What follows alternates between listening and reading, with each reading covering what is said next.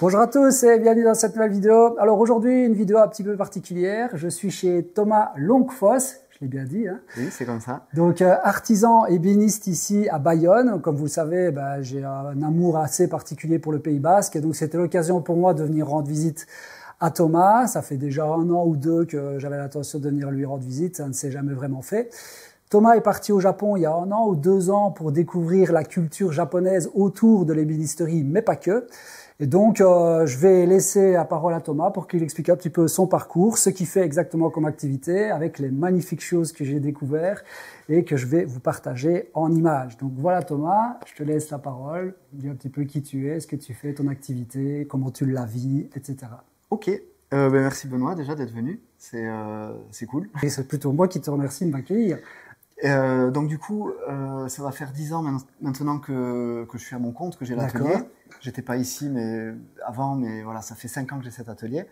Et voilà, le but c'est d'essayer de faire des jolies choses autour plutôt de l'ébénisterie, parce que bien que je sois de formation à la base menuisier, j'ai fait mon alternance en restauration de meubles anciens, puis j'ai continué dans une formation d'ébénisterie. Okay. Et je trouvais pas chaussure à mon pied en termes d'atelier, de salariat. Et donc très rapidement, j'ai dû monter mon atelier si je voulais faire un petit peu ce que j'avais envie de faire. Oui, donc tu as commencé comme salarié, mais dans des boîtes qui ne te plaisaient pas trop, en tout cas ce qui était fait ne te plaisait pas, et donc tu t'es mis à ton compte très rapidement en fait. C'est ça, dans cet atelier ou bien J'étais à Bénès-Marennes, c'est à une demi-heure ici au nord, dans les Landes.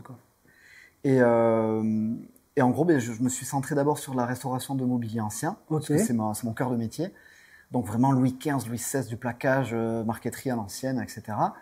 Et j'ai eu de plus en plus de demandes autour du sur-mesure et de la création, parce que les gens aimaient bien comment je dessinais, le côté un peu curieux, créatif. Tout à fait. Et donc c'est ce que j'ai essayé de pousser au fur et à mesure des années. Et donc là aujourd'hui, tu proposes plutôt du mobilier donc sur mesure par rapport à tes créations dessins, ou c'est plutôt les clients qui viennent chez toi te disent voilà, j'aimerais bien aménager par exemple telle partie de la maison ou un meuble TV ou je ne sais quoi d'autre, et puis c'est toi qui leur proposes un dessin. Je parle vraiment de la contrainte du client, c'est-à-dire déjà répondre à un besoin. S'ils ont besoin d'une bibliothèque, je vais pas dessiner un lit déjà, mais ça m'enlève déjà, c'est con, mais ça m'enlève un poids sur j'ai besoin d'avoir un cadre un peu. Oui, tout à fait. Et ça m'inspire d'avoir ce cahier des charges. Maintenant, les gens, quand ils viennent chez moi, au fur et à mesure du temps, j'essaie de développer une ligne, quand même, un truc assez particulier, que j'aurais du mal à définir moi-même.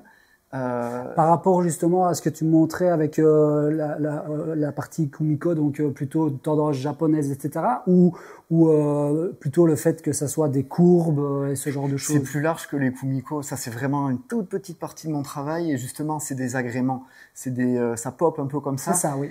Et c'est plus sur la courbe, sur le mélange des matériaux, le mélange de certaines formes aussi récurrentes qui viennent, et j'essaye de dessiner de manière assez douce.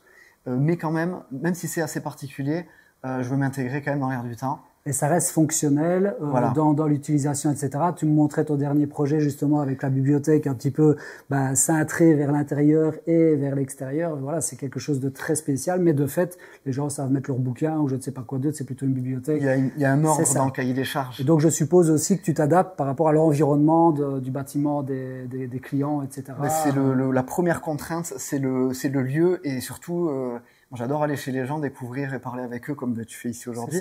C'est-à-dire découvrir leur univers dans la tête. Et le but, c'est que on trouve un point de convergence entre ma manière de faire et eux ce qu'ils ont envie. C'est ça. Voilà. Et au niveau matière, donc tu m'expliquais, parce que je suis là quand même depuis un petit temps. Hein, quand on est avec des passionnés, c'est toujours agréable de parler de tout ça.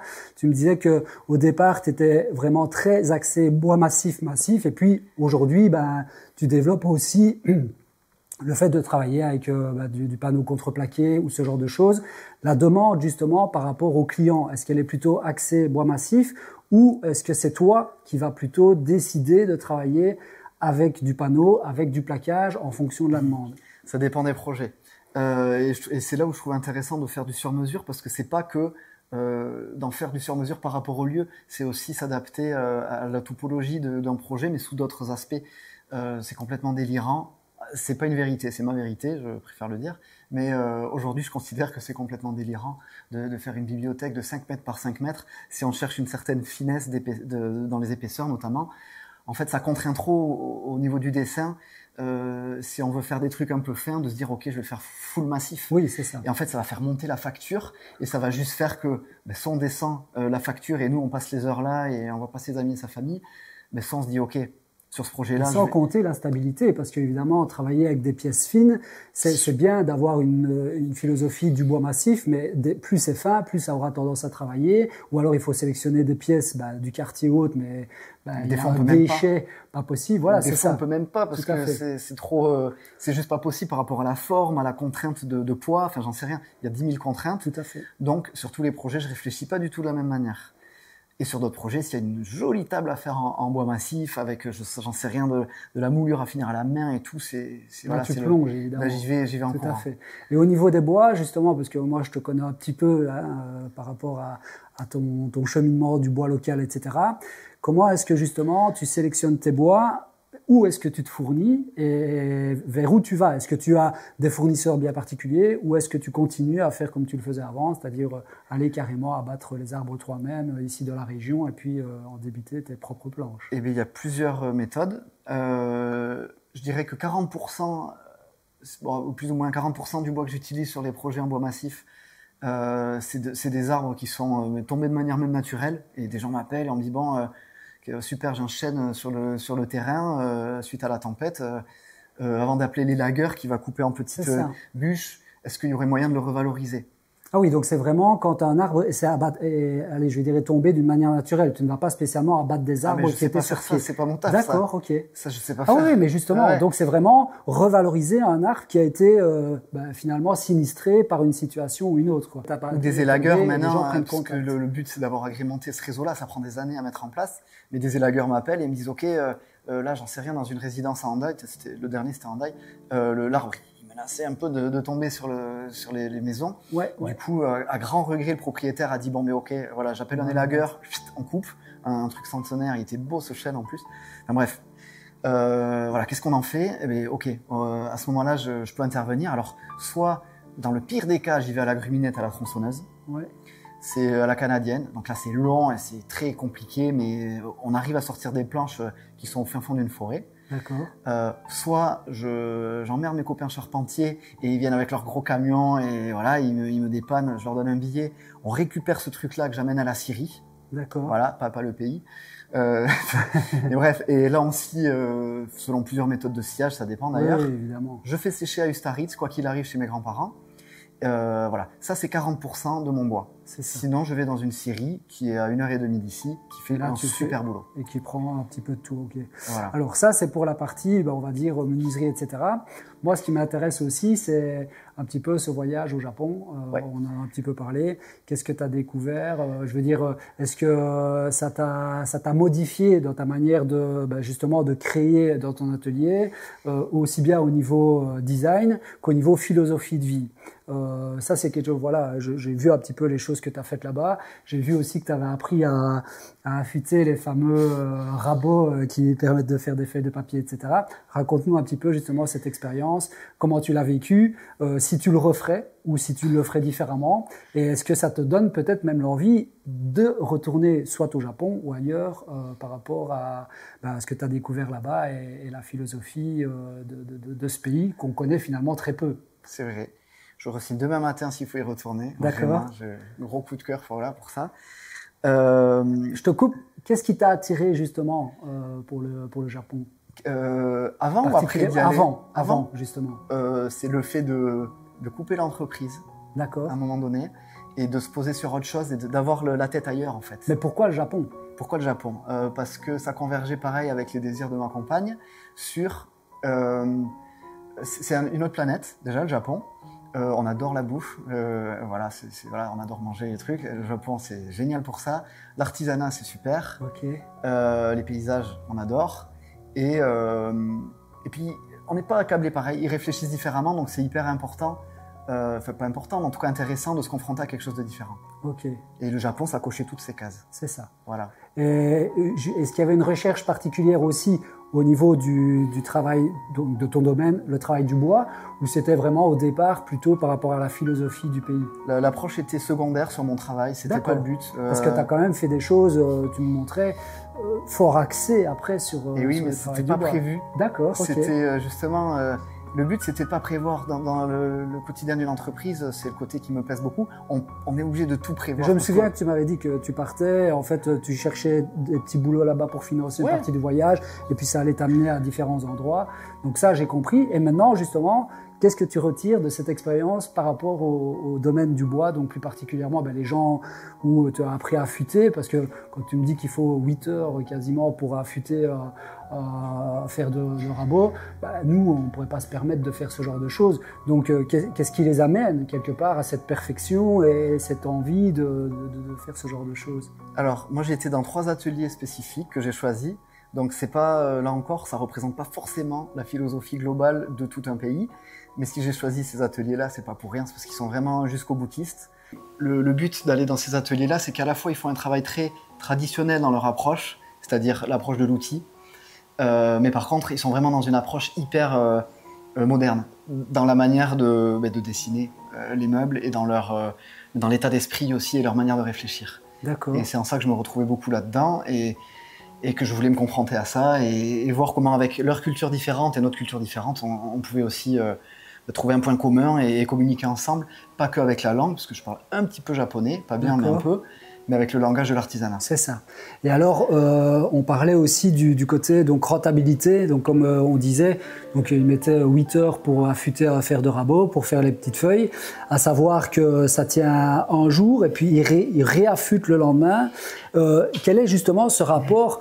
Nous, on ne pourrait pas se permettre justement de passer 8 heures à affûter, à faire de rabot.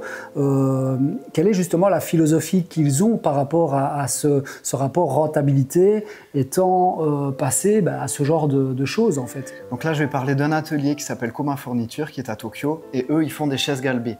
C'est ce qu'il y a de plus difficile à fabriquer en bois massif. C'est comme l'escalier des billardés. Il y a toutes les difficultés en termes de travail du bois et surtout d'atelier, parce que soit on prend une CN et on fabrique tout avec ça. Tout à fait.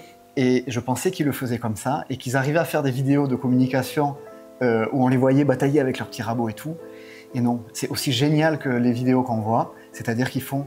Donc ils ont l'acier à ruban, ils ont des gabarits qui sont faits à la main, comme un peu les ateliers dans les années 1900 en France, la manufacture. Et donc ça nécessite en fait, pour être rentable, d'avoir une connaissance du matériau et une rapidité de travail à la main hallucinante. D'accord. Et donc oui, l'affûtage, ça fait partie du travail, parce que si jamais on a un rabot mal affûté, c'est mort, on ne peut pas faire ça. Okay. Et ils sont 12 bonhommes à l'atelier, bonhommes et femmes d'ailleurs, qui viennent de plein de métiers différents, mais le mec qui les a formés, c'est un génie de l'artisanat et c'est un manager de ouf, et il sait en fait comment expliquer aux gens comment utiliser le mieux possible les outils. Okay. Et ce ne serait pas possible en France un atelier comme ça ne pourrait pas exister. Parce qu'ils travaillent de 8h du matin à 21h. C'est ça. Et après, ils vont à l'izakaya ensemble. Il n'y a pas de discussion. En fait, c'est un mode de vie. C'est une philosophie. C'est des gens qui ont une conviction et ils vouent leur vie quelque part à ça. C'est ça. Moi, je trouve ça formidable parce que je suis à mon compte en France et que c'est ce que je cherche. Oui. Après, je suis emmerdé parce que je suis de gauche. Donc, niveau salariat, ça ne va pas du tout. Mais eux, ils y vont avec... c'est les salariés qui choisissent aussi de faire ça. Okay. Voilà, donc ils sont d'accord là-dessus. Et à partir du moment où ils veulent arrêter, ils arrêtent et il n'y a pas de problème. Oui, c'est ça. Il y a une philosophie qui est complètement différente. Je pense que la mentalité japonaise n'a absolument rien à voir avec la mentalité européenne en général.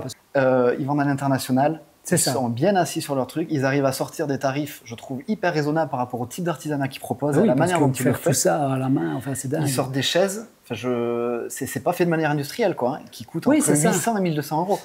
Je ne sais pas si tu as vu la gueule des chaises. Oui, mais bien sûr. Donc, ils travaillent très très bien et très très vite. Et est-ce que toi, justement, ce côté, autant de temps pour affûter un fer, les techniques que tu as appris là-bas, est-ce que tu as le sentiment d'être revenu avec un savoir supplémentaire en termes manuels, je parle vraiment en termes de dextérité, en termes de vision, de travailler la matière, ou bien est-ce que finalement, Oui, ça reste dans un coin de ta tête, mais tu restes quand même dans les techniques que tu utilisais auparavant. Il y a les deux. Moi, je n'allais pas au Japon pour aller chercher des techniques japonaises et refaire des trucs japonais. Je ne suis pas japonais. C'est ça. Et du coup, le but, c'était plus de faire un mix entre ce que moi, je pouvais faire à l'atelier, de la manière dont j'ai envie de le faire, et de découvrir un nouveau monde et aussi une nouvelle philosophie. Ces mecs-là m'ont prouvé en fait que c'était possible. Si on voulait... mais c'est comme quand j'ai monté mon atelier, il y a 10 ateliers qui m'ont dit « le fais pas, tu vas te péter la gueule ». Et au bout d'un moment, voilà, soit on y va, soit on n'y va pas. Bon, j'ai fait le choix d'y aller et je suis très content aujourd'hui. Et il n'y a pas de vérité absolue et du coup, j'allais me confronter à une différence. Il m'a montré quelques réalisations qu'il a faites dans son petit showroom, si on va dire, c'est comme ça que tu l'appelles, hein, ton showroom. C'est magnifique, quoi, donc c'est super chouette. Donc j'imagine bien quand les clients viennent et qui voient les gens avec des étoiles dans les yeux, il a gagné sa journée. En tout cas, moi, c'est comme ça que je le vis et donc j'imagine que c'est comme ça que tu le vis à ce niveau-là. J'en finis avec 2 petites questions. C'est déjà, est-ce que l'entreprise fonctionne bien? Donc tu me disais, ça va faire plus ou moins 10 ans maintenant que tu es à ton compte, 5 ans que tu es dans cet atelier ici. Ouais. Est-ce que tu as suffisamment de travail? Est-ce que les perspectives d'avenir te semblent correctes? Et puis, est-ce que tu as l'envie de développer, parce que je vois un petit peu ce que tu fais, une ligne particulière justement de mobilier à vendre, entre guillemets, sans pour autant avoir l'acheteur au départ.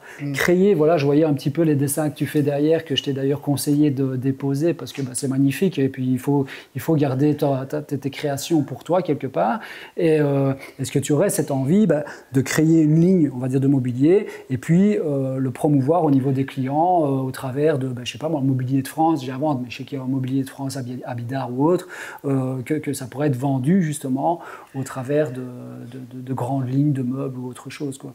Et alors l'aspect créatif, j'ai eu beaucoup de conversations autour de ça avec d'autres artisans qui ont des modes de fonctionnement assez différents aussi. C'est très difficile de se dire allez, je fais un meuble et je vais essayer de le vendre parce qu'aujourd'hui on est quand même, alors que le sur-mesure, il y a quand même une contrainte de base et franchement j'arrive à peu près m'exprimer comme j'ai envie dans le sur-mesure et de plus en plus dans ce que j'ai envie d'apporter. Voilà, en ce moment, je joue beaucoup avec le rythme. Voilà, c'est mon truc et les dégradés de couleurs. Okay. Et j'essaie d'intégrer aussi ces fameux kumiko un peu européanisés à ma sauce. Ça, j'arrive de plus en plus à pas à l'imposer, mais les gens viennent à moi pour ça. Donc ça, c'est hyper chouette. Ça, c'est chouette. Oui. En fait, ce que je te disais tout à l'heure, tous les projets, j'y vais pour des raisons différentes. Et du coup, je développe différents pôles. Et il y a un autre truc aussi maintenant, c'est que autour des savoir-faire particuliers, donc le côté créatif, j'essaye de vendre ce travail-là plus à des archis d'intérieur qui seraient intéressés, mais plus dans les métiers d'art. Là, on rentre vraiment dans quelque chose qui est différent que l'artisanat, je sépare un peu. Voilà, ça c'est le pied, mais ça prend du temps à mettre le pied dedans. Oui, bien sûr. Parce qu'il faut se faire un petit nom, etc. Quel âge as-tu ? Je sais plus, non, j'ai 33 ans. J'ai 33 ans. Non, donc tu as encore largement le temps de en fait, il ne faut pas vouloir tout péter d'un coup, ça ne marche pas comme ça. Non, de toute façon, ce n'est pas comme ça. Ça ne marchera jamais, ça. Et ce n'est pas abouti, je considère que ce que je fais n'est pas encore abouti. Donc, mais ce n'est même pas une question d'être abouti, c'est que tu vas évoluer dans tous les cas, quoi qu'il arrive, aussi bien au niveau technique, au niveau pratique. Et puis, comme tu dis si bien, comme on le disait tout à l'heure, ce qui fonctionne, c'est... Les gens ont vu ce que tu fais, ils vont d'office parler de toi parce que c'est nickel et donc ton nom va se faire petit à petit et tu vas avoir une certaine renommée qui amènera vers ce qui te plaît puisque tu partages uniquement sur ce qui te plaît en termes de réalisation. En tout cas, moi, je trouve que c'est magnifique. J'ai fait le tour, sincèrement. Moi, je suis sous le charme de l'atelier. C'est un petit atelier, quelque part, mais toutes les réalisations, on sent qu'il y a l'amour du travail du bois, on sent que les choses sont recherchées. J'ai vu aussi quelques plans qu'il est occupé à faire. C'est aussi pour ça que je suis venu à ta rencontre. Je te l'avais déjà proposé il y a 2 ans. Je suis vraiment admiratif de ce que tu fais. Il y a beaucoup de choses que je pense que je serais incapable de faire d'ailleurs. Voilà, ce genre de choses. C'est pas du tout dans mon domaine de recherche, etc. Et c'est aussi pour ça que j'aime bien de venir à la rencontre d'artisans comme toi et en plus au Pays Basque. Donc voilà, c'est bingo, quoi, tu vois. C'est tout bénef. Est-ce que tu as des choses à rajouter, Thomas ? Des milliers sûrement. J'imagine. On peut parler tant que tu veux, il n'y a aucun problème, il n'y a aucune limite. Non, je ne sais pas. Non, oui, un truc important, c'est vrai que dans le quotidien de nos ateliers, quand on est artisan, c'est hyper difficile de prendre du temps à dessiner. Oui. Voilà. Enfin, il y a un moment où j'ai choisi ce métier pour ça, c'est-à-dire parce que il y a peu de choses qui m'ont amené à vouloir faire ce métier, mais qui étaient hyper importantes pour moi. Et j'ai essayé de jamais trop perdre de vue ces choses-là. Et c'est vrai que la difficulté d'avoir une entreprise, tous les jours, te rattrape de plein fouet. Et en fait, c'est vraiment ces petites choses-là qui font que j'ai continué dans la création, pouvoir dessiner et puis créer en fait ce que tu as pu dessiner. J'arrivais même pas à trouver le temps pour ça. Et à un moment donné, j'étais obligé, parce que ma compagne m'a dit allez viens on va au Japon, on coupe un peu tout ça et tout. Et en fait j'ai pris un bol d'air mais de ouf et je perdais du plaisir à... Je dessinais que par contrainte parce qu'il fallait faire ce chantier et de toute façon, il faut vraiment pas passer beaucoup de temps à dessiner parce que sinon on va se bouffer la vie. Tu gagnes pas ta vie, oui c'est ça. Et ça, j'ai changé complètement. Donc ça, le Japon t'a vraiment amené une philosophie complètement différente par rapport à ça. Prendre du recul, prendre de la hauteur, te dire ben voilà, j'ai le temps, je dessine, je prends le temps et si je dois gagner de l'argent un peu plus tard, je le gagnerai plus tard. Mais quoi qu'il arrive, je prends du plaisir plutôt que d'avoir cette contrainte d'obligation de résultats finalement, de réussite, de ramener de bénéfices, etc. Parce qu'on ne peut pas gagner du temps beaucoup sur la fabrication, enfin en tout cas pas 30%. Non. Mais c'est vrai qu'au niveau de la conception et du dessin, on peut gagner beaucoup de temps. C'est ça. Si jamais on est un peu malin. Mais par contre maintenant, je fais plus du tout d'impasse sur la création. Quand j'ai envie que ce soit vraiment joli et que le client peut se permettre un joli projet, c'est ça. Je perds du temps, mais c'est pas du temps perdu. Oui, c'est ça. Tu prends ton temps en fait. Tu prends le temps aux choses qui te plaisent. C'est ça en fait. On parle souvent de perdre du temps, mais en fait c'est on prend le temps ou on ne le prend pas et il faut prendre le temps dans les choses qui nous plaisent. Et si toi c'est la création et quand je vois un petit peu tout ce que tu dessines, tu as bien raison de prendre ce temps-là. Et puis aussi le voir créer en fait. Tu vois, il faut que tu l'as dessiné. C'est ça qui est chouette dans nos métiers. Bon. Thomas, tu es installé donc à Bayonne, Anglette, plus exactement, dans le village des artisans que j'ai découvert, vraiment assez chouette. Bon, tu m'as dit que tu avais assez de boulot, mais si tu veux faire un petit peu ta pub, c'est gratuit et n'hésite absolument pas, c'est avec grand plaisir. Eh bien, vous pouvez me retrouver principalement sur Instagram maintenant. Je fais plutôt du contenu photographique. Voilà, donc Instagram, Thomas Longuefosse. Et non, ce que j'essaye de faire juste dans la philosophie, il y a un truc au Japon j'ai appris, c'est que avec peu de choses, on peut faire beaucoup. C'est très en chouchou comme phrase. Mais à l'atelier, c'est pareil. J'essaye pas d'avoir 45 000 machines. J'essaie d'en avoir assez peu, parce que je suis un peu technophobe aussi. Donc, peu de machines, les maîtriser bien. Et en fait, on n'a pas tellement de limites, sinon l'imagination et le savoir-faire qu'on continue à agrémenter toute sa vie. Et je pense que dans 10 ans, je regarde ça, je vais rigoler en disant que je savais rien faire. Et c'était le cas déjà il y a 10 ans, quand je regarde aujourd'hui ce que un peu j'arrive à faire. Et en fait, continuer à être curieux, apprendre et que y a plein de domaines d'activité en fait qui peuvent se tendre la main, mais qu'on ne se douterait pas, la musique, le machin et tout. Tout à fait. Et tout ça s'accumule, c'est une addition de savoir-faire et c'est hyper intéressant. Être une éponge en fait. Exactement. Une éponge et absorber tout ce qu'on a là où on va et où le vent nous mène. Exactement. C'est bon? Allez. Bon ben voilà, moi ça m'a fait un énorme plaisir de venir à ta rencontre. J'en ai pris plein les yeux, vraiment, c'est hyper chouette. Et puis c'est une rencontre passionnante. On a autour justement de cette passion du travail du bois. Je vous souhaite à tous une bonne soirée ou une bonne journée en fonction de l'heure à laquelle vous avez regardé cette vidéo. Et puis je vous dis donc à bientôt pour de nouvelles aventures. Salut, salut. Au revoir. Voilà, c'était chouette, non? Oui, très bien.